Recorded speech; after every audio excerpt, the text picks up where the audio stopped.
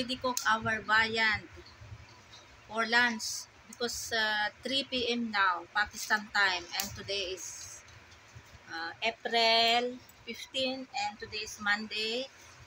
So it's this already our viand for lunch and dinner. And this is also rice. And I have to put eggplant here because I like boiled. Ayan, so lagay ko din itong 3 bawang na 3, G1 garlics. Naririnig nyo, ang lakas ng kulog, ulan, kidlat, hangin. Ayan, ano din, ito din yung okra. So, ito. Ayan, kanin. Sapaw-sapaw kanin. Malamig kasi umuulan. So, dito ako, dito sa chimney kaya ang gityo kaya pugon. Ayan, it's heavy rain. Ayan, oh. Today is April 15 and today is Monday and time now here in Pakistan is 3 p.m. Ayan, oh, lakas ng ulan. Ayan. Ayan, kulog, kidlat.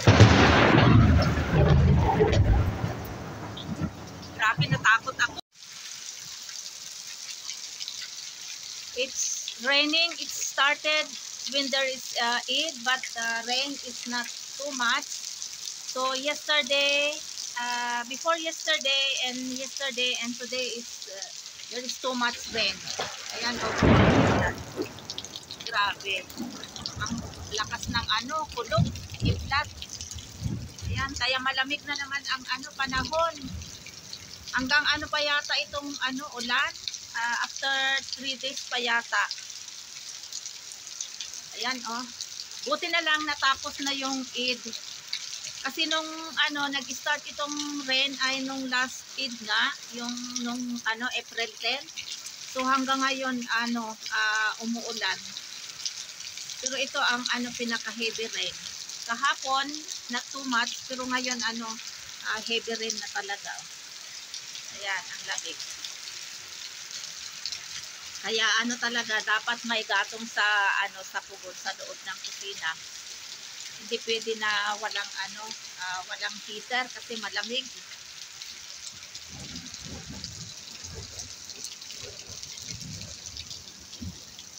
Ayan, yung mga dahon malalaki na nito kasi nung autumn nito kalbo ito lahat.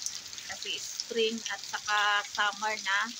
And next month summer na.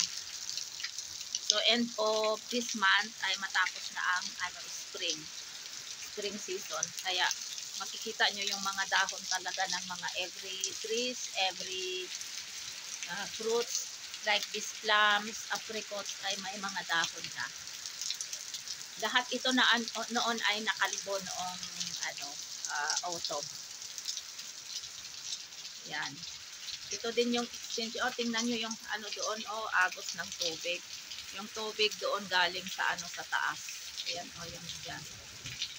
Kaya itong extension room na ito, hindi maumpisa-umpisahan kasi nga laging ulan. Ayan, oh.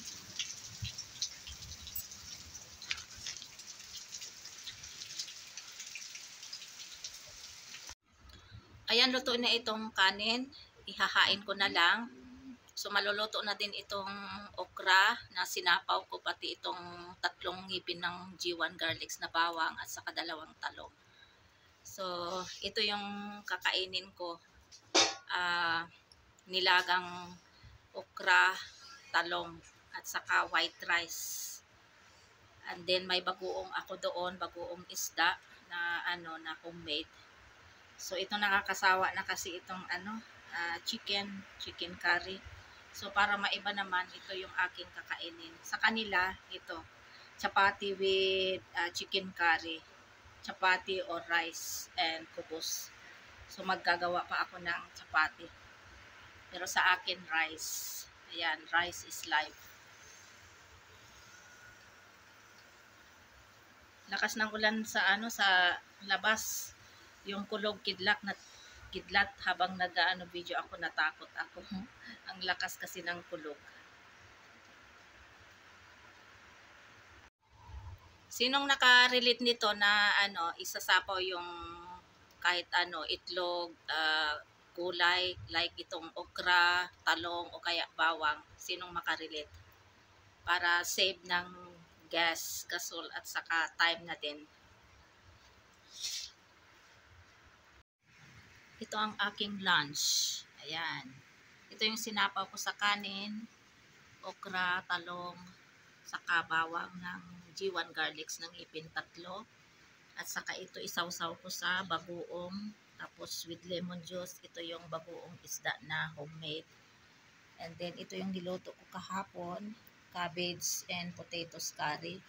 And ito naman yung niluto ko ngayon, chicken curry with potatoes. So kain tayo. Ayan. Masarap kumain kasi umuulan. Malamig ang panahon. Kaya masarap magkamay. Ayan oh. Ito yung gusto ko. Talong, okra, sa kasawsaw dito, kanin, ayos na sa akin. Ito na lang, wag na lang ito kasi nakakasawa na ito. Itong chicken curry at saka itong gulay. So ito lang ang kakainin ko. Ayan, naririnig nyo yung yung patak ng ulan sa sa yero.